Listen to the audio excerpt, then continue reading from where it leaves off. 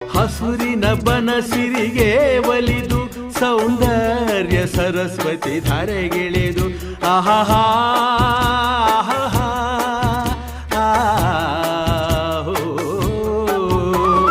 ಹರಿಯುವ ನದಿಯಲ್ಲಿ ಜಾಡಿ ಹೂವನದಲ್ಲಿ ನಲಿಯುತ್ತ ಓಲಾಡಿ ಚೆಲುವಿನ ಬಲೆಯ ಬೀಸಿದಳು ಈ ಗಂಧದ ಗುಡಿಯಲ್ಲಿ ನೆಲೆಸಿಹಳು.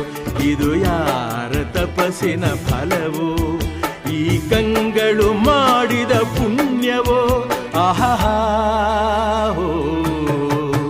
ನಾವಾಡುವ ನುಡಿಯೇ ಕನ್ನಡ ನುಡಿ, ನಾವಿರುವ ತಾಣವೇ ಗಂಧದ ಗುಡಿ. ಅಂದದ ಗುಡಿ, ಗಂಧದ ಗುಡಿ, ಚಂದದ ಗುಡಿ, ಶ್ರೀಗಂಧದ ಗುಡಿ. ಆಹಾ ಆಹಾ